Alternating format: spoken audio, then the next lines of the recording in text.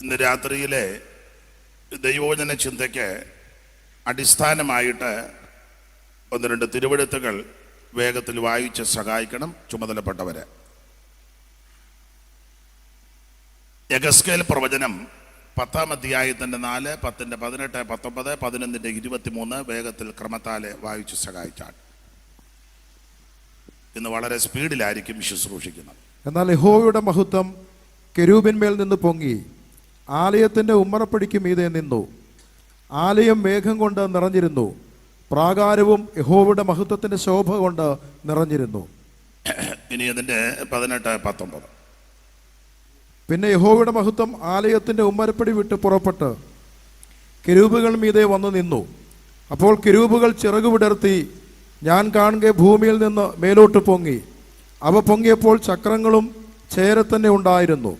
എല്ലാം കൂടെ യഹോവയുടെ ആലയത്തിന്റെ കിഴക്കേ പടിവാതിൽക്കൽ ചെന്ന് നിന്നു. 11-ന്റെ 23. യഹോവയുടെ മഹത്വം നഗരത്തിന്റെ നടുവിൽ നിന്ന് മേലോട്ട് പൊങ്ങി നഗരത്തിന് കിഴക്ക് വശത്തുള്ള പർവ്വതത്തിന്മേൽ നിന്നു.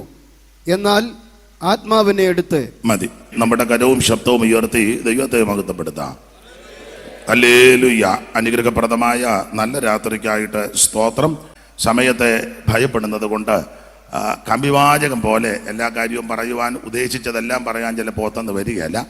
മതി. എന്നാലും ദൈവവചനത്തിൽ നിന്ന് ചില കാര്യങ്ങൾ ചിന്തിക്കാം. വായിച്ച തിരുവെടുത്ത് 3 വാക്യങ്ങളാണ് വായിച്ചത്. യെഹെസ്കേൽ പ്രവചനം 10-ാം അധ്യായത്തിൻ്റെ 4, 10-ന്റെ 18, 19, 11-ന്റെ 23. ഈ 3 തിരുവെടുത്തിലും യഹോവയുടെ മഹത്വം എന്ന വിഷയമാണ് അവിടെ പ്രധാനമായിട്ട് രേഖപ്പെടുത്തിയിരിക്കുന്നത്. യഹോവയുടെ മഹത്വം എന്ന് പറഞ്ഞാൽ ദൈവാലയത്തിൽ നിന്ന് ദൈവത്തിൻ്റെ മഹത്വം പടിപടിയായി ഘട്ടം ഘട്ടമായിട്ട് മാറ്റപ്പെട്ടു പോകുന്നു. നിങ്ങൾക്കറിയാം, വേദപുസ്തകം പഠിക്കുമ്പോൾ ദൈവാലയത്തെ പറ്റി നാം പഠിക്കുന്നുണ്ട്. ആ കാര്യങ്ങളെല്ലാം നല്ല രീതിയിൽ പുസ്തകം എഴുതിയ ആളാണ് ബഹുമാന്യ കർത്തദാസൻ. തിരുനിവാസവും മരുവാസവും. അപ്പോൾ അതിനകത്തും ചില കാര്യങ്ങൾ അടുക്കിടക്കായിട്ട് കൊടുത്തിട്ടുണ്ട്. അപ്പോൾ പ്രാരംഭത്തിൽ ദൈവാലയം പലതായിട്ട് പഠിക്കുമ്പോൾ നിങ്ങൾക്കറിയാം, അത് സമാഗമന കൂടാരം. മോശ മുഖാന്തരം ദൈവം തമ്പുരാൻ മരുഭൂമിയിൽ തീർത്ത സമാഗമന കൂടാരം. ഞാൻ അവരുടെ നടുവിൽ വസിക്കുവാൻ അവരെനിക്കൊരു വിശുദ്ധ മന്ദിരം പണിക്കണം. ആലയം. 2, ശലോമോന്റെ ദൈവാലയം. അത് ശലോമോൻ ദൈവാലയം പണിതതും അതിനുള്ള ക്രമീകരണങ്ങളൊക്കെ പുസ്തകത്തിൽ പഠിക്കുന്നുണ്ട്. ആ ഭാഗത്തേക്കൊന്നും പോകുന്നില്ല. തൻ്റെ അപ്പൻ്റെ സ്നേഹിതൻ ഹീരാമിനോട് തടി ചോദിച്ചു. അപ്പോൾ പറഞ്ഞു ആവശ്യം പോലെ വെട്ടാൻ പറഞ്ഞു. അപ്പോൾ ശലോമോൻ പറയുന്ന കാര്യമുണ്ട്, ഞങ്ങളുടെ ആൾക്കാർ മരം വെട്ടാൻ അത്ര പോരാ, വെട്ടിയാൽ ഏക്കുന്നുമില്ല, മുറിയുന്നുമില്ല. അപ്പൊ അതുകൊണ്ട് നിങ്ങളുടെ ആൾക്കാർ സീതോന്യര് മരം വെട്ടാൻ മിടുക്കരാ. ചിലര് 10 കൊല്ലം വെട്ടുമ്പോൾ ജാതം വെട്ടാത്തൊരു തള്ളേനെ കിട്ടുള്ളൂ രക്ഷിക്കപ്പെടുത്തി. അമ്മ വേണ്ടെന്നല്ല, അമ്മ അത്യാവശ്യം 10 കൊല്ലം പ്രവൃത്തി കിട്ടുകയില്ല. ആ ദേശത്ത് യൗവനക്കാരുണ്ട്, ഒരെണ്ണത്തിന് കിട്ടുകയില്ല. വെറുതെ ഇങ്ങനെ വെട്ടി നടക്കുക. ചാത്തം വിടാത്തൊരമ്മയും തോത്രം പറയാത്തൊരപ്പനും ഇതിനെ വെച്ചോണ്ടാ തീ കത്തിക്കുക, എന്നിൽ തള്ള കത്തുകയില്ല, ഈ അപ്പനോട്ട് ബലപ്പെടുകയില്ല. അപ്പൊ ഞങ്ങളുടെ ആൾക്കാർ മരം വെട്ടാൻ അത്ര പോരാ, നിങ്ങളുടെ ആൾക്കാർ മരം വെട്ടാൻ മിടുക്കരാ. അങ്ങനെ സീതോന്യരെ പറഞ്ഞ് മരം വെട്ടാൻ ലെബനോൻ വനത്തിൽ തൊട്ട് കയറ്റി നല്ല വൃക്ഷങ്ങൾ അതിന്റെ ക്രമത്തിൽ വെട്ടിക്കെടുത്ത് കൂട്ടിക്കെട്ടി, ഭാഗമൊന്നും വിവരിക്കുന്നില്ല, നദി വഴി കടത്തിക്കൊണ്ടുവന്ന് സൂബിൽ കൊണ്ടുവന്നപ്പോൾ ആൾക്കാർ വലിച്ച് കരക്ക് കയറ്റി കൊണ്ടുവന്ന് പണിത ശലോമോന്റെ ആലയം എന്ന് പറഞ്ഞാൽ ഈ തടി വെള്ളത്തിൽ കൂടെ കയറി വേണം ആലയത്തിന് ഉപയോഗപ്പെടാൻ. എന്ന് പറഞ്ഞാൽ ഇന്ന് രാത്രി രക്ഷിക്കപ്പെട്ടിട്ട് സ്നാനപ്പെടാത്ത ആരേലും ഉണ്ടെങ്കിൽ നിന്നോട് ഇന്ന് രാത്രി വചനത്തിൽ കൂടെ പറയുക, നീ പിതാവിന്റെയും പുത്രന്റെയും പരിശുദ്ധാത്മാവിന്റെ നാമത്തിൽ സ്നാനപ്പെടണം. സ്തോത്രം. അത് അത്യാവശ്യ കാര്യമാണ്. ചിലരെ സ്നാനത്തിന്റെ കാര്യം പറയുമ്പോൾ ആട് നിൽക്കും പോലെ നിൽക്കുന്നത്, ഇറങ്ങുകയല്ല. നീ സ്നാനപ്പെട്ടേ ഒക്കുള്ളൂ. അത് ദൈവത്തിന്റെ പ്രമാണമാണ്. അത് അങ്ങനെ പണിത ശലോമോന്റെ ആലയം. പിന്നെ ശലോമോന്റെ ആലയം നശിച്ചു പോയി. അത് ദൈവജനം പ്രമാണം വിട്ട് വ്യവസ്ഥ പറ്റി പോയപ്പോൾ പ്രവാചകന്മാർക്കൊരു ദൂത് പറഞ്ഞു. യെരമ്യാ പ്രവാചകൻ ശക്തമായ ദൂത് പറഞ്ഞു, ഈ വിധത്തിൽ നിങ്ങൾ പോയാൽ ജാതികൾ നിങ്ങളെ അടിമകളാക്കും. യെരമ്യാവ് 25:12, 29:11, 36, 21 ആദിയായ വാക്യങ്ങൾ പഠിക്കുമ്പോൾ ഇവരെ പ്രവാസികളായി വിടുമെന്ന് ദൂത് പറഞ്ഞു. അനുസരിച്ചില്ല. അതുകൊണ്ട് ഇവരെ പ്രവാസത്തിലേക്ക് അയച്ചു. വീണ്ടും സെരുബ്ബാബേലിന്റെ നേതൃത്വത്തിൽ വന്ന് ദൈവാലയം പണിതു. നെഹമ്യാവ് മതിലിന്റെ പണിക്ക് നേതൃത്വം കൊടുത്തു. സെരുബ്ബാബേൽ ആലയത്തിന്റെ പണിക്ക് നേതൃത്വം കൊടുത്തു. ആ ഭാഗമൊക്കെ നിങ്ങൾക്കറിയാം. തന്നെയല്ല, ഇതൊക്കെ നന്നായി പ്രസംഗിച്ചവരും പ്രസംഗിക്കുന്നവരുമായി ഇവിടെ ഇരിക്കുന്ന തന്നെയല്ല. ഈ വിഷയമൊക്കെ ഞാൻ കണ്ടിട്ടില്ലെങ്കിലും പറഞ്ഞു കേട്ടിട്ടുണ്ട്. അപ്പച്ച നല്ല കണക്കിന് പറഞ്ഞാ പോയത്. അപ്പം അതുകൊണ്ട് അതിലോട്ടൊന്നും ഞാൻ കൈവെക്കുന്നില്ല. വെറുതെ എന്തിനാ അസ്വസ്ഥത ഉണ്ടാക്കുന്നത്? അല്ലാതെ തന്നെ എൻ്റെ മേൽ കൈവച്ചുകൊണ്ടിരിക്കുകയാണല്ലോ. അപ്പം പിന്നെ പുതിയൊരു കൈ ഇനിയും വരേണ്ട കാര്യമില്ല. അപ്പൊ ചുരുക്കി പറഞ്ഞാൽ അങ്ങനെ രണ്ടാമത് ആലയം സെരുബ്ബാബേലിന്റെ നേതൃത്വത്തിൽ പണിത ആലയം. ഈ ആലയവും പിന്നെ ഹെരോദാവ് ഒന്ന് പുതുക്കി പണിതു യേശുക്രിസ്തുവിന്റെ കാലയളവിൽ. ഭാഗം നിങ്ങൾക്കറിയാം. എന്നാൽ ആ ആലയവും കല്ലിന്മേ കല്ലില്ലാതെ യേശിച്ചു. അഞ്ചാമത് ഇവിടെ ഒരു ആലയമുണ്ട്. അത് തിമോഥെയോസിന്റെ ലേഖനത്തിൽ വായിക്കുന്ന ആലയം, സഭയാകുന്ന ആലയം. ഞാൻ വേഗത്തിൽ നിന്റെ അടുക്ക വരുവാൻ ആശിക്കുന്നു. താമസിച്ചു പോയാലോ സത്യത്തിന്റെ തൂണും അടിസ്ഥാനമുള്ള ജീവനുള്ള ദൈവത്തിന്റെ സഭയാകുന്ന ആലയം. ഈ ആലയത്തിന്റെ പ്രത്യേകത മൂലക്കല്ല് യേശുക്രിസ്തുവാ. അപ്പോസ്തലന്മാരും പ്രവാചകന്മാരും എന്ന അടിസ്ഥാനത്തിന്മേൽ പണിതുകൊണ്ടിരിക്കുക. ഇത് പണിയുന്നത് സെൻട്രൽ പാസ്റ്റർമാരല്ല, ബഹുമാനപ്പെട്ട OM രാജുക്കുട്ടിയല്ല, കാവാലം പാസ്റ്റർ അല്ല, ഒരു ഉപദേശിയല്ല പണിയുന്നത് ദൈവത്തിന്റെ പരിശുദ്ധാത്മാവാ. ഇന്ന് രാത്രി ആത്മാവിന്റെ ശക്തിയാൽ അതിന്റെ പണി നടന്നുകൊണ്ടിരിക്കുക. ഈ പണിക്ക് വിരോധമായി ജാതീയ ശക്തികളാകട്ടെ, അന്ധകാര ശക്തികളാകട്ടെ, ഏത് പോരാട്ടങ്ങൾ എതിർത്ത് വന്നാൽ കർത്താവ് പറഞ്ഞു, ഞാൻ എന്റെ സഭയെ പണിയും, പാതാള ഗോപുരങ്ങൾ ജയിക്കത്തില്ല. ഇന്ന് രാത്രി ജാതീയ പോരാട്ടങ്ങൾ, ജാതീയ ശക്തികളെ അടിച്ചോടച്ച് ദൈവത്തിന്റെ പണി ശക്തിയോടെ വ്യാപരിക്കുക. ദൈവത്തിന് മഹത്വം, ദൈവത്തിന് മഹത്വം, ദൈവത്തിന് മഹത്വം. ഇതിന്റെ മൂലക്കല്ല് യേശുക്രിസ്തു. അപ്പോസ്തലന്മാരും പ്രവാചകന്മാരും എന്ന അടിസ്ഥാനത്തിൽ പണിതുകൊണ്ടിരിക്കുക. പണിയുന്നത് കൗൺസിലൊന്നുമല്ല, പരിശുദ്ധാത്മാവാ. ഇപ്പോൾ എന്നാ സഭ വളരാത്ത? മുഴുവൻ കൗൺസിലിന്റെ പണിയാ. കമ്മിറ്റിയിലുള്ളവൻ അഭിഷേകം പ്രാപിക്കാത്തവനാ. ഇവിടുത്തെ കാര്യമല്ല. ഇവിടുത്തെ ആരും അഭിഷേകം പ്രാപിക്കാത്തവരുണ്ടെങ്കിൽ നിന്റെ കാര്യവും കൂടാ. രക്ഷിക്കപ്പെട്ട് സ്നേഹപ്പെട്ട് ആത്മനിറവ് പ്രാപിച്ച് വേർപാട് പാലിക്കുന്നവനാണ് ഇതിനകത്ത് കയറാൻ. അവൻ പ്രാർത്ഥിച്ച് പരിശുദ്ധാത്മാവിന്റെ നിയോഗത്തെ അവിടെ പണിയാൻ. വിവരിക്കുന്നില്ല, സമയത്തെ ഭയപ്പെടുന്നതുകൊണ്ട് ഞാൻ അങ്ങ് അടങ്ങുക. ദൈവത്തിന് മഹത്വം. പിന്നെ ഇത്ര ദൂരെ ആയതുകൊണ്ട് അച്ചായം ജിപ്പായി പിടിക്കുകയല്ലെന്ന് എനിക്കറിയാം. എന്നാലും അതിന് ഇടവരുത്തുകയല്ല, ഞാൻ വന്നെങ്കിരുന്നോളാം. അപ്പൊ ശ്രദ്ധിക്കുക, ഇത് പരിശുദ്ധാത്മാവ് പണിതുകൊണ്ടിരിക്കുക. ഈ ആലയവും ഇവിടുന്ന് മാറ്റപ്പെടും. ഏതാ? സഭയാകുന്ന ആലയം. അതാ നമ്മുടെ പ്രത്യാശ. തെസ്സലോനിക്കർ 4:16 കർത്താവ് തൻ ഗംഭീരനാദത്തോടും പ്രധാന ദൂതന്റെ ശബ്ദത്തോടും ദൈവത്തിന്റെ കാഹളത്തോടും കൂടെ സ്വർഗ്ഗത്തിൽ നിറങ്ങി വരുമ്പോൾ രക്ഷിക്കപ്പെട്ട് സ്നാനപ്പെട്ട് ആത്മസ്നാനം പ്രാപിച്ച് വേർപാട് പാലിക്കുന്ന ജീവനുള്ള ദൈവത്തിന്റെ സഭ ഇവിടുന്ന് എടുക്കപ്പെടും. അതാണ് നമ്മുടെ പ്രത്യാശ. അത് ഭാഗ്യകരമായ പ്രത്യാശയാണ്. ഇന്ന് രാത്രി എന്നെ കേൾക്കുന്ന ആരും കർത്താവിന്റെ വരവിൽ കൈവിടപ്പെട്ടു പോകരുത്.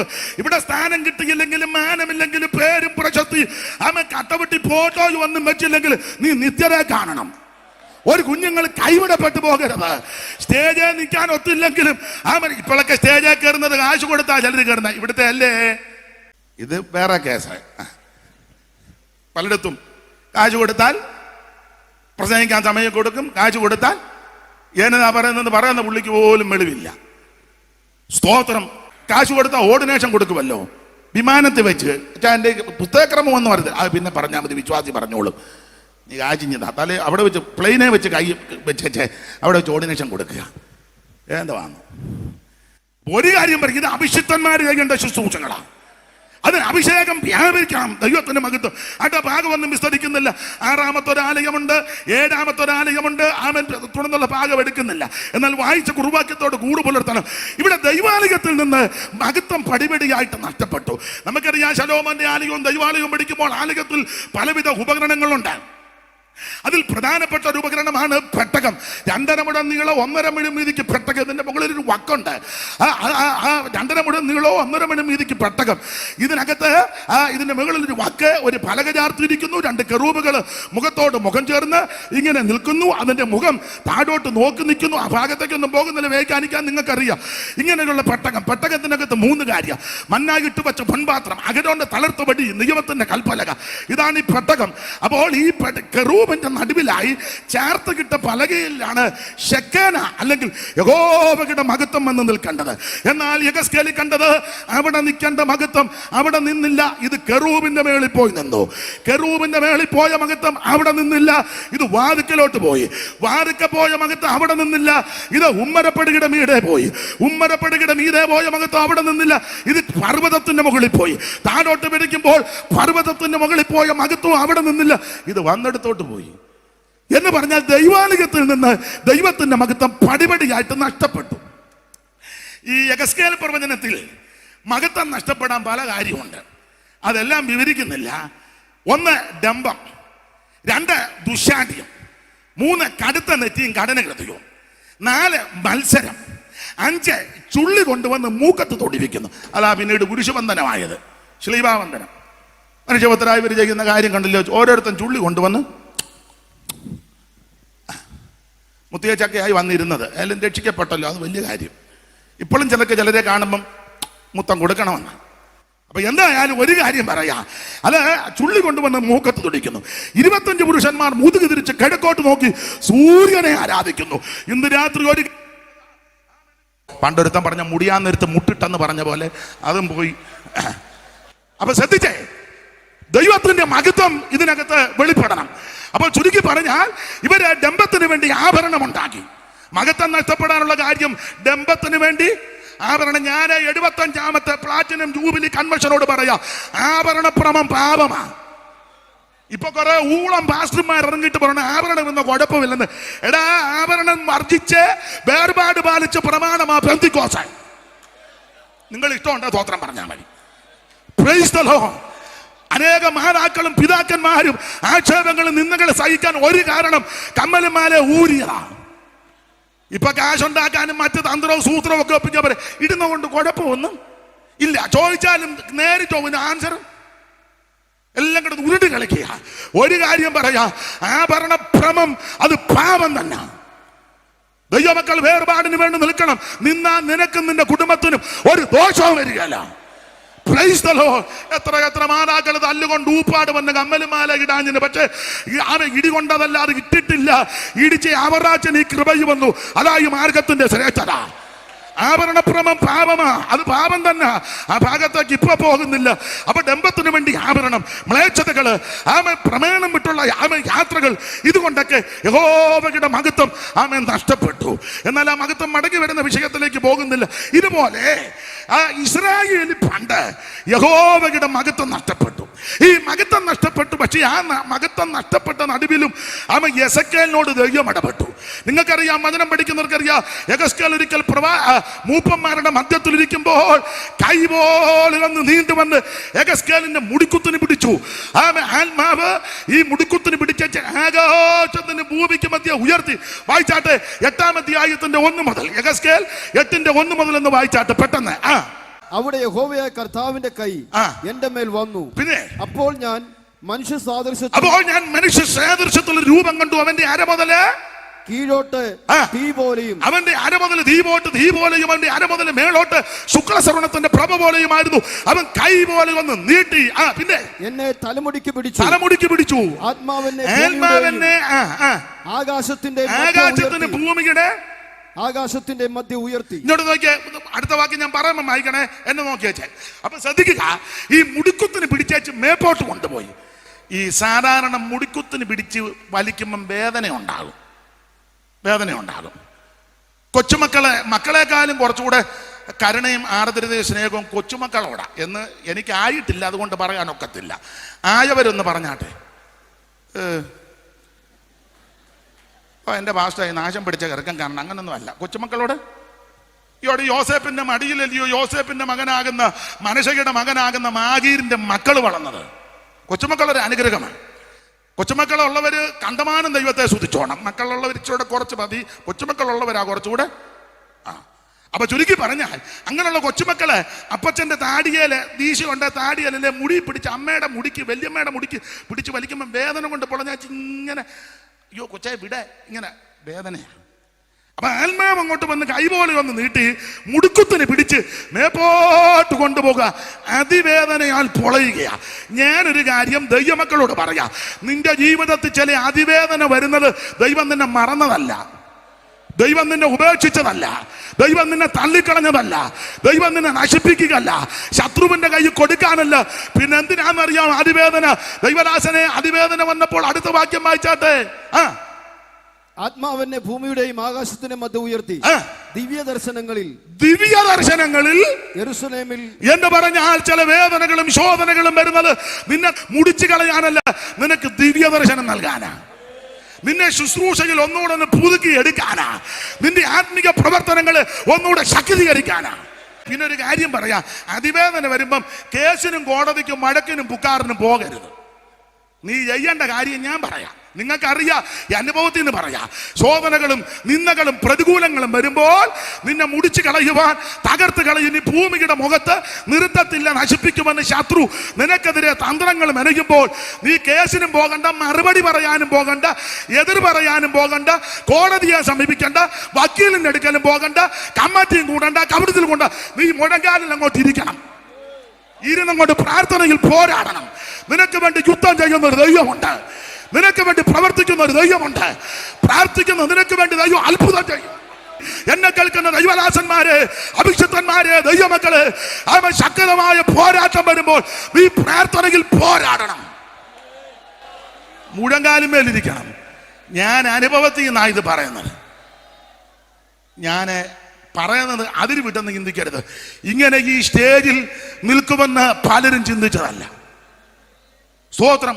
ഒരുത്തൻ പറഞ്ഞു ഇനി ഒരു സ്റ്റേജിലും കയറ്റിയല്ല, സ്റ്റേജല്ല ഇവന് തീറാധാരം കൊടുത്തതാണ്. ഇവൻ എന്നെ ഡെക്കറേഷൻകാരനാണോ? എടാ, ഒരു കാര്യം പറയാം, നിന്നെ ഉയർത്താൻ ദൈവം പദ്ധതി ഇട്ടിട്ടുണ്ടെങ്കിൽ, നിന്റെ മേൽ ഒരു അഭിഷേകമുണ്ടെങ്കിൽ, നിന്റെ മേൽ ഒരു ആത്മശക്തി ഉണ്ടെങ്കിൽ, ഒരു ശക്തിയും നിന്നെ തകർക്കത്തില്ല. നീ എതിർക്കാനും ഒടക്കാനും പോകണ്ട, പ്രാർത്ഥനയിൽ പോരാടണം. ഞാന് പറയുന്നത് തെറ്റിദ്ധരിക്കരുത്. നിങ്ങൾക്ക് പിതാക്കന്മാർക്കും അച്ചായനുമൊക്കെ നന്നായിട്ടറിയാം. അഥവാ അപാകത കൊണ്ട് അത് ക്ഷമിക്കണം. മൺമറഞ്ഞ CS മാത്യു അവർക്കെതിരെ ശക്തമായ പോരാട്ടം ഉണ്ടായി. അപ്പോൾ താൻ വളർത്തിക്കൊണ്ടുവന്ന, താൻ ശുശ്രൂഷിപ്പിച്ച് കൊണ്ടുവന്നവർ തനിക്കെതിരെ നാടൻ ഭാഷ ടോർപ്പിടോ വെച്ചു. അമ്പലപ്പുഴ കോടതിയിലെങ്ങാണ്ട് ആ കേസെന്നാ. കേട്ടതിന്റെ വെളിച്ചത്തിൽ പറയുക. എല്ലാവരും കൂടെ ചങ്ങനാശ്ശേരി ബോട്ടെ കയറി, എതിർകക്ഷികളും എല്ലാവരും ഒരു ബോട്ടല്ല. നമ്മളാന്ന് ബോട്ട് മുക്കും, ഒരു ബോട്ടെ കയറി അമ്പലപ്പുഴ. അന്ന് ഇവിടെ വല്ല ആലപ്പുഴ ജില്ലയുടെ കീഴിലാണ് കേസ് നടക്കുക. അപ്പം ഇവിടെ ആരോ സൂചിപ്പിച്ചല്ലോ, അദ്ദേഹം ഒരു ദൈവ മനുഷ്യനാ. തനിക്ക് എതിരെ എല്ലാവരും അണിനിരക്കുക. അപ്പം അതൊക്കെ ഉന്നം വെച്ച ആ ഒരു വരി എഴുതി ഞാൻ പാടിയ തെറ്റും കരിയമ്പിളാവ് പാടിയാലും ഒക്കുപോള്. സ്നേഹിതന്മാരെല്ലാം ശത്രു നിരകളില്ല അണിനിരന്നുദിനം പടപോരുതോ. സ്നേഹിതന്മാരെല്ലാം ശത്രു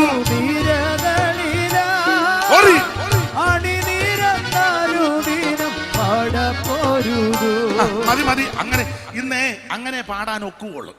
ഈരണ്ട് മതി. പുട്ടിനിടെ പീര ഇടുമല്ലോ, ഒത്തിരി തേങ്ങ ഇടുകയല്ലോ, ഇച്ചിരി തേങ്ങ. അപ്പൊ കുത്തി എടുക്കാനും ഒക്കും. അത് മതി, ഇന്ന് അത് മതി. ഒരു ദിവസം പശുവിനെ വഴിയിലും കെട്ടാണ്. അപ്പൊ ശ്രദ്ധിക്കുക, അവരെ നോക്കി അനാവശ്യം ഒന്നും പറഞ്ഞില്ല, വായി വരുന്നൊന്നും വിളിച്ചു പറഞ്ഞില്ല, തൂലിക ചലിപ്പിച്ചു. ഇപ്പോഴും പാടിയിട്ട് ഉണർവുണ്ടാവുകയല്ലേ. ആ കേസ് പോയി. തനിക്കെതിരെ ആക്ഷേപങ്ങളും അപമാനങ്ങളും എല്ലാം പറഞ്ഞു. അന്നേരം ഞാനത് പാടിയ തെറ്റ് ഈ 2 വരി ഇടയ്ക്ക്. അപ്പൊ അദ്ദേഹം ഈ കാര്യങ്ങളെല്ലാം പറഞ്ഞപ്പോ അടുത്ത ലൈൻ എഴുതി മനസാ വാച കർമ്മണ. അത് പാടിക്കേ, ആ വരി പാടിക്കേ.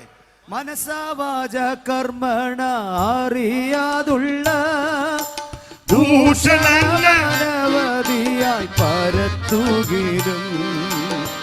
മനസാ വാച കർമ്മണ അറിയാതുള്ള ദൂഷണമനവധിയായി പരത്തുകിലും.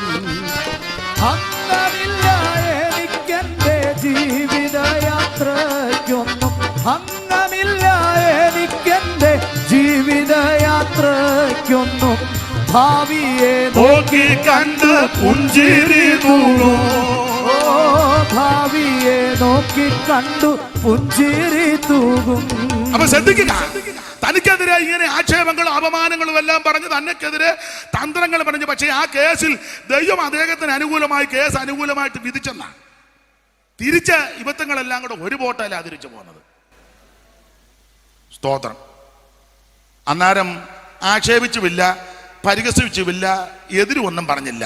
പഴമക്കാർ പറഞ്ഞുള്ള അറിവ് ആ തെറ്റുണ്ടായാലങ്ങ് ക്ഷമിക്കണം. അവരുടെയൊക്കെ ചെന്ന് കെട്ടിപ്പിടിച്ച് അവരോട് സ്നേഹിച്ച് എന്നിട്ട് ഒടുവിലത്തെ ലൈൻ എഴുതി, നാളിതുവരെ നീ ഓടി അധ്വാനിച്ചതും നഷ്ടമായി പോയിടല്ലേ വീടോടടുത്തു. നാളിതുവരെ നീ ഓടി അധ്വാനിച്ചതും നഷ്ടമായി പോയിടല്ലേ വീടോടടുത്തു. നിത്യ വീട്ടിലെത്താനീ അല്പദൂരം മാത്രമേയുള്ളൂ. നിത്യ വീട്ടിലെത്താനീ അല്പദൂരം മാത്രമേയുള്ളൂ. ആ സമയം പാഴാക്കാതെ ഉണർന്നു കൊള്ളുക.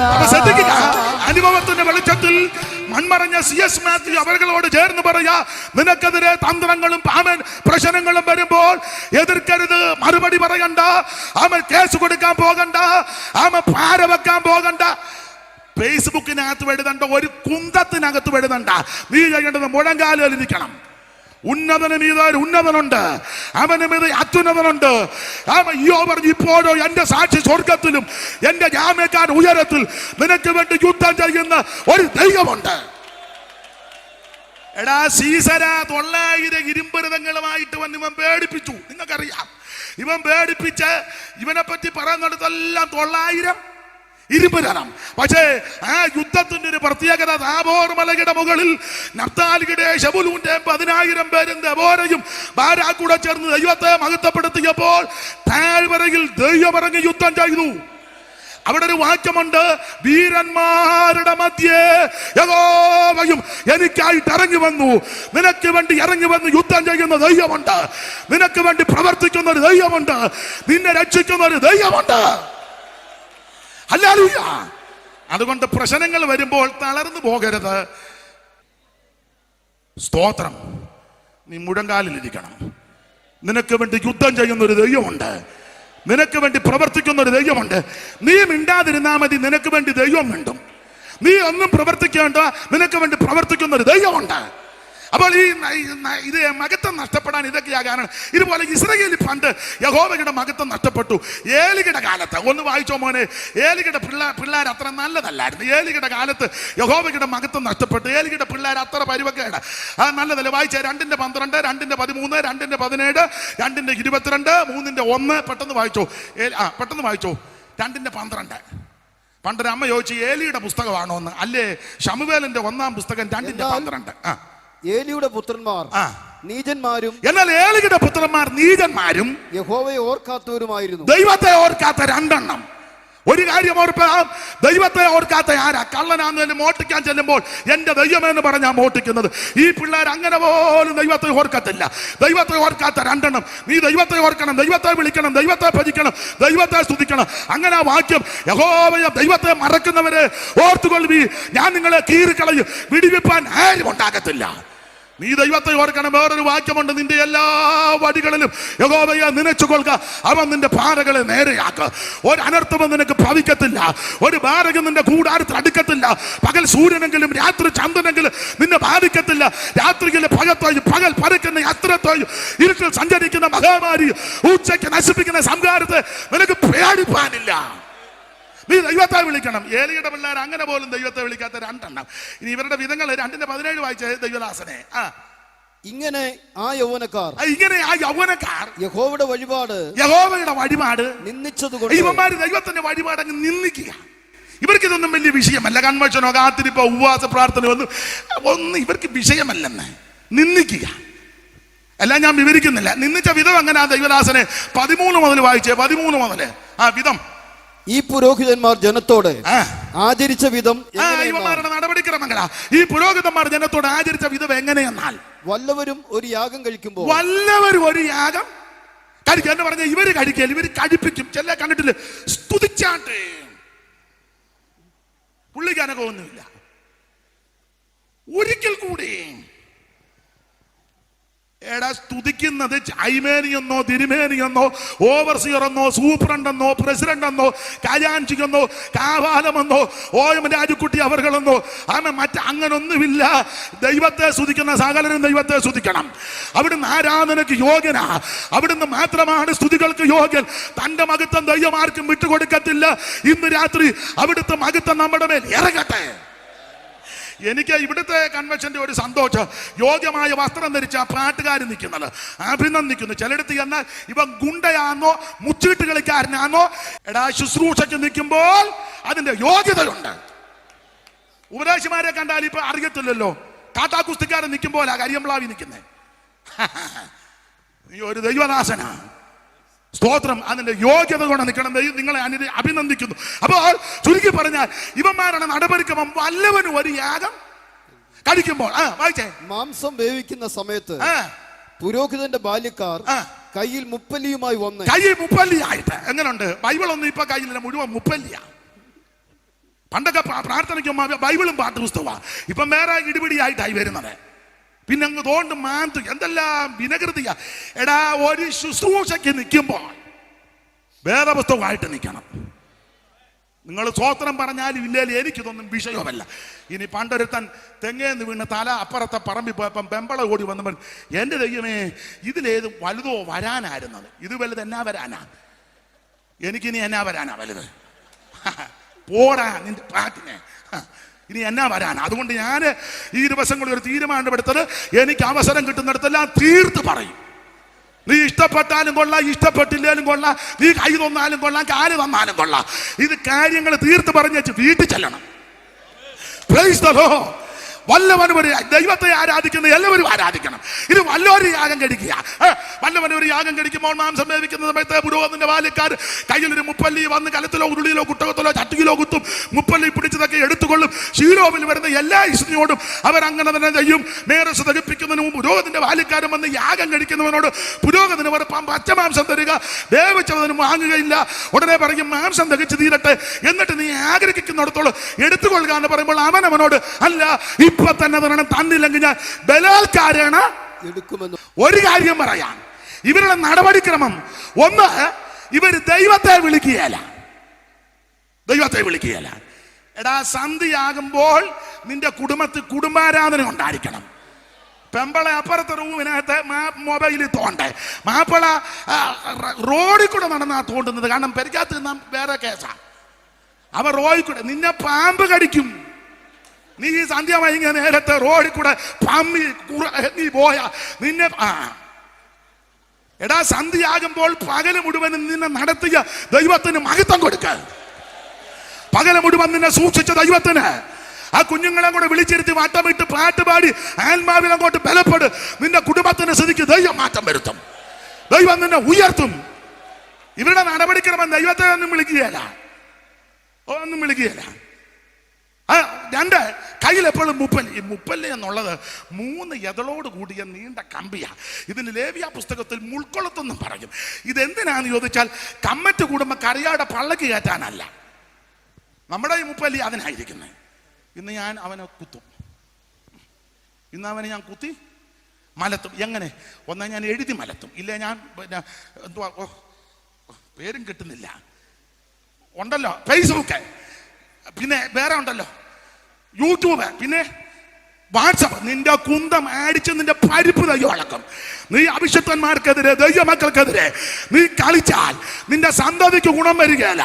നിന്റെ സന്തതിക്ക് ദോഷമേ വരുവുള്ളൂ. നീ ആവശ്യമില്ലാത്ത വലിച്ചു കെട്ടരുത്. സന്തതിക്ക് ശാപമുണ്ടാക്കരുത്. ദൈവം ഇടപെടും. ഈ വേദപുസ്തകം സത്യമാണെങ്കിൽ, സത്യം തന്നെ, അതിനൊരു തർക്കവുമില്ല. നീ അനുഭവിക്കും. അത് എഴുതുന്നവനാന്നേലും യൂട്യൂബർ ആന്നേലും പിന്നെ എന്തുവാ ഫേസ്ബുക്ക് ആന്നേലും ഏത് കോടാലി ആന്നേലും നീ മേടിച്ചു കെട്ടും. Praise the Lord. നീ ചെയ്യേണ്ട ഒരു കാര്യം, നമ്മൾ ചെയ്യേണ്ടത് മുട്ടയിലിരിക്കണം. Praise the Lord. ദൈവം നിന്നെ സൂക്ഷിക്കും. കർത്താവിന് മഹത്വം. ഇവരുടെ നടപടിക്രമം മുപ്പല്ലിയായിട്ട് 3 നീണ്ട കമ്പിയ ഇത് ചാരി വെക്കുക. എന്തിനാന്ന് ചോദിച്ചാൽ യാഗം നടക്കുമ്പോൾ മാംസം വല്ലതും പൊട്ടിത്തെറിച്ച് ദൂരെ പോയാൽ അടുത്ത് നിൽക്കുന്ന പുരോഹിതൻ മുപ്പല്ലി എടുത്ത് പൊട്ടിത്തെറിച്ച് ദൂരെ പോയ യാഗവസ്തുവിനെ കുത്തിയെടുത്ത് യാഗപീഠത്തിൽ വെക്കാനാണ്. ഇവിടെ വെക്കേണ്ട മുപ്പല്ലി യവന്മാര് കൊണ്ട് കസ്റ്റഡി വെച്ചിരിക്കുക. ആര് ഈ പിള്ളേ എന്ന് പറഞ്ഞാൽ ഇവന്മാര് ദൈവസഭയുടേത് മോട്ടിക്ക് വന്ന് അങ്ങനെയുള്ള ആൾക്കാരുണ്ട്. ദൈവസഭയുടേത് മോഷ്ടിക്കും. പണ്ടെടുത്ത സ്വോത്ര കാഴ്ച അടിച്ചു മാറ്റി എടുക്കാനല്ലേ പറഞ്ഞു, അവൻ എടുത്തോണ്ടങ്ങ് പോയി. സ്വോത്ര കാഴ്ച എടുക്കാൻ പറഞ്ഞു, അവൻ എടുത്തോണ്ട് നേരെ വീട്ടിലോട്ട്. അങ്ങനല്ലേ നമ്മൾ പറഞ്ഞു. ഇപ്പൊ സ്വോത്ര കാഴ്ച എടുക്കും, അവന് നേരെ എടുത്തോണ്ട് വീട്ടിൽ പോയി. ഒടുവിൽ ഇവനെ പിടികൂടിയോ പറഞ്ഞാടാ സൈമ, ഇവൻ ഏക്കുന്നില്ല. സൈമ, സ്വർഗത്ത് ചെല്ലുമ്പോ കർത്താവ് എന്നെ പിടിക്കും. ഉടനെ അവൻ പറയാ സ്വർഗത്ത് ചെന്നിട്ട് വേണ്ടായോ? അപ്പൊ പിന്നെ കുഴപ്പമില്ല. ദൈവസഭയുടേതൊന്നും നിന്റെ കൈ കാണരുത്. നിന്റെ കൈ വെടിപ്പായിരിക്കണം. വെടിപ്പുള്ള കൈയും നിർമ്മല ഹൃദയവും. വ്യാജത്തിന് മനസ്സ് വെക്കരുത്, കള്ളസത്യം ചെയ്യരുത്, കള്ളസാക്ഷി പറയരുത്, കാണാത്ത കാര്യം കണ്ടെന്ന് പറയരുത്, ചെയ്യാത്ത കാര്യം ചെയ്തെന്ന് പറയരുത്. പറഞ്ഞാൽ ദൈവം നിന്നെ ന്യായം വിധിക്കും. Praise the Lord, praise the Lord. ശ്രദ്ധിക്കുക, ഇവര് ഇതെല്ലാം മോട്ടിച്ച് ദൈവത്തിന് ഹിതമില്ലാത്തത് ചെയ്തു. ഞാൻ ഇടയ്ക്ക് അങ്ങ് പിടിച്ചങ്ങ് ആ ഭാഗം അങ്ങ് വിട്ടു നിർത്തുക. ഒടുവിൽ പ്രമാണം തെറ്റിച്ച് ഫെലിസ്ത്യരുമായിട്ട് യുദ്ധത്തിന് പോയി. ആ യുദ്ധത്തിൽ 4000 എണ്ണം പട്ടു. ആ പട്ടപ്പോൾ പെട്ടകം ഫെലിസ്ത്യർ പിടിച്ചുകൊണ്ട് പോയി ദാഗോന്റെ ക്ഷേത്രത്തിൽ വെച്ചു. അവൻ ഉരുണ്ട് താഴെ പോയി. പിറ്റേന്ന് വെച്ചപ്പോൾ കൈ ഉടലുമല്ല ഉമ്മരപ്പടി.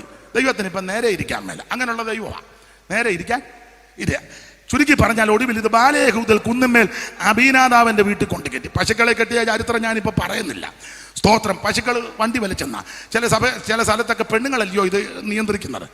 വീട്ടിലാന്നേലും അച്ചായൻ പറയാം മോളി അങ്ങനെ മിണ്ടായിരുതേക്ക് നീ പറ. പുള്ളി ഇങ്ങനെ ആനക്കാരൻ നടക്കുമ്പോൾ തോട്ടിയും വളയായിട്ട് പുറകെ നടക്കുക.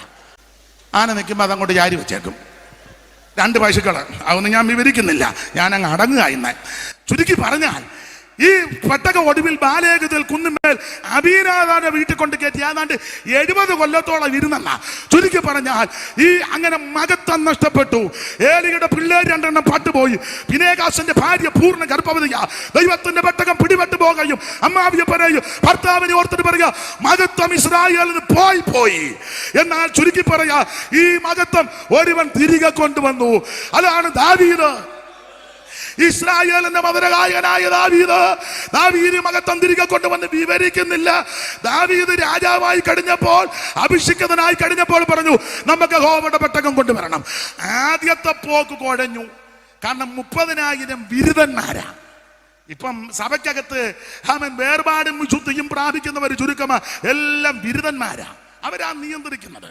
ബിരുദന്മാര് 30,000 ബിരുദന്മാരുമായിട്ട് ചെന്നു. പക്ഷേ ആ യാത്ര പാളിച്ചയായിരുന്നു. പെട്ടകം വണ്ടിക്കകത്ത് കയറ്റി. പെട്ടകത്തിനകത്ത് 3 കാര്യം പ്രധാനം. ഒരു കാളെ പിടിച്ച് പെട്ടകത്തിന് കെട്ടി, വണ്ടിക്ക് കെട്ടി. പെട്ടകം എടുത്ത് വണ്ടിയെ വെച്ചു. പാട്ടും പാക്കെ പാടി അടിച്ചു തുള്ളിപ്പാടി വീണം മുരജ തമ്പുര് കൈത്താളം ഇലത്താളം മാറിത്രം അടിച്ചു തുള്ളിപ്പാടി. നമ്മളത് പറയും ഭയങ്കര ഉണർവാന്ന് പറയും. അതെന്നെ അയ്യോ അമേരിക്ക നിറയ്ക്കുവൻ നിന്നടിക്കുകയെന്ന് പറഞ്ഞു. ഭയങ്കര ഉണർവാ. അവന് കുന്തമെല്ലാം വെച്ചോണ്ടാ അടിക്കുന്നത്. ചുരുക്കി പറഞ്ഞ അടിച്ചു തുള്ളിച്ചാടി നാഗോന്റെ കളത്തിൽ കയറിയപ്പോ കാള വരണ്ടു. എടാ കാളക്കറിയാമോ പെട്ടകം എന്നാ, മന്ന എന്നാ, വടി എന്നാ, പാത്രം എന്നാ? കാളയ്ക്ക് വല്ല മൂരിക്കാളയ്ക്ക് വല്ല ബോധം ഉണ്ടോ? ആത്മീയ ലോകത്ത് ഒത്തിരി മൂരി ഇറങ്ങിയിട്ടുണ്ട്. അതുകൊണ്ടാണ് ഇത് അതപ്പറിക്കുന്നത്. ഇതിനകത്ത് ആമൻ സ്തോത്രം പ്രമേണത്തിൽ നിൽക്കുന്നവൻ വേണം. കാള വരണ്ടപ്പോ വണ്ടി ഇളകിയപ്പോ പെട്ടകം അനങ്ങിയപ്പോ ഉസ പെട്ടകത്തെ വട്ടം പിടിച്ചു. ഇവൻ തട്ടിപ്പോയി. ദാവീദ് ഞെട്ടിപ്പോയി. ദാവീദ് പറഞ്ഞു മന്നയും വേണ്ട, വടിയും വേണ്ട, ഒന്നും വേണ്ട, എങ്ങോട്ടെങ്കിലും കൊണ്ടുപോകാൻ. അച്ചാനല്ലയോ പറഞ്ഞ കൊണ്ടുവരാൻ. ഞാനാടാ പറഞ്ഞ കൊണ്ടുപോകാൻ. ചിലപ്പോൾ എൻ്റെ തലയായിരിക്കും ആദ്യം പോകുന്നത്. നോക്കിയപ്പം ഓബേദോമിന്റെ വീട്ടിൽ കൊണ്ടുവച്ചു. അധികം ഒന്നും വരുന്നില്ല. 3 മാസം. 3 മാസം കൊണ്ട് അവന്റെ കുടുംബത്തെയും ദൈവം അങ്ങ് അനുഗ്രഹിച്ചു. ഇതെടുക്കേണ്ടത് പോലെ എടുത്താൽ, ചുമക്കേണ്ടത് പോലെ ചുമന്നാൽ, ഇത് കൊണ്ടുപോകേണ്ടത് പോലെ കൊണ്ടുപോയാൽ നിനക്കും നിന്റെ സന്തതിക്കും അനുഗ്രഹമാണ്. 45 സങ്കീർത്തനത്തിലോ അവന്റെ പിതാക്കന്മാർക്ക് പകരം അവന്റെ മക്കൾ ഇരിക്കും. അതാ ഇവിടെ കരിയമ്പ്ലാവിൽ നടക്കുന്നത്. പിതാക്കന്മാർക്ക് പകരം. വാക്യങ്ങൾ ഒത്തിരി ഉണ്ട്. ദിനവൃത്താന്തം 1-ാം പുസ്തകം 26-ന്റെ 2, 3, 4 ഒക്കെ വായിക്കുമ്പോൾ യോബേലോമിന്റെ മക്കളും കൊച്ചുമക്കളെ പറ്റി ചരിത്രമുണ്ട്. അവര് പ്രാപ്തന്മാരാ, പരാക്രമശാലികളാ. അവരെ ദൈവം ശുശ്രൂഷയ്ക്കാക്കി. നീ പ്രമാണത്തിന് വേണ്ടി നിന്നാൽ ദൈവം നിന്നെ ഉയർത്തും. ആ പെട്ടകം ദാവീദ് തിരികെ കൊണ്ടുവന്നു. രണ്ടാമത്തെ പോക്കിൽ വിശുദ്ധന്മാരുമായിട്ട് ചെന്ന് പെട്ടകമെടുത്ത് 6 ചുവട് വെച്ചപ്പോൾ ദാവീദ് പഞ്ഞി നൂലം കൊണ്ട് അങ്കി ധരിച്ച് അതിന്റെ മുമ്പിൽ നൃത്തം ചെയ്തു. 24-ാം സങ്കീർത്തനം 68-ാം സങ്കീർത്തനത്തിൽ കാണുക, സംഗീതക്കാർ മുമ്പിൽ നടന്നു, വീണക്കാർ പിമ്പിൽ, തപ്പ് കൊട്ടുന്ന കന്യകമാർ ഇരുപുറവ്. അങ്ങനെ ആർപ്പോടും തൂര്യനാനത്തോട് ഈ പെട്ടകം തിരികെ കൊണ്ടുവരിക. ദൈവാലയത്തിലേക്ക് വന്ന് അതിനടിച്ച സ്ഥലത്ത് വന്നപ്പോൾ പറഞ്ഞു, വാതിലുകളെ നിങ്ങളുടെ തലകളെ ഉയർത്തുവീ, പണ്ടേയുള്ള കഥകളെ ഉയർന്നിരിപ്പി, മഹത്വത്തിന്റെ രാജാവ് പ്രവേശിക്കട്ടെ. മഹത്വത്തിന്റെ രാജാവാരാ? ബലവാൻ വീരമായ യഹോവ. ഇന്ന് രാത്രി കരിയമ്പ്ലാവിൽ ദൈവത്തിന്റെ മഹത്വം വെളിപ്പെടട്ടെ. നിന്റെ കുടുംബത്തിൽ ദൈവത്തിന്റെ മഹത്വം വെളിപ്പെടട്ടെ. സഭയ്ക്കകത്ത് ദൈവത്തിന്റെ മഹത്വം വെളിപ്പെടട്ടെ. ഈ ദിവസങ്ങളിൽ ദൈവത്തിന്റെ മഹത്വം വെളിപ്പെടട്ടെ. ഈ സഭയെ ദൈവം ഉയർത്തട്ടെ. ഈ ദേശത്ത് ദൈവത്തിന്റെ മഹത്വം. ഇന്ന് രാത്രി ദൈവത്തെ സ്തുതിക്ക്, ദൈവത്തെ സ്തുതിക്ക്. നിന്റെ രോഗബന്ധനങ്ങൾ ഇന്ന് രാത്രി അടിയട്ടെ. ദൈവത്തിന്റെ മഹത്വം വെളിപ്പെടട്ടെ. ദൈവശക്തി ഇന്ന് രാത്രി വ്യാപരിക്കട്ടെ. അട്ടമന ജലപട ഭിരിപിക ബലപടം. ദൈവത്തെ മഹത്വപ്പെടുത്തി ആരാധിക്കുക. യഹോവയുടെ മഹത്വം, യഹോവയുടെ മഹത്വം. ഇന്ന് രാത്രി ദൈവത്തിന്റെ മഹത്വം, ദൈവത്തിന്റെ മഹത്വം, ദൈവത്തിന്റെ മഹത്വം, ദൈവത്തിന്റെ മഹത്വം വെളിപ്പെടട്ടെ. ഹല്ലേലൂയ.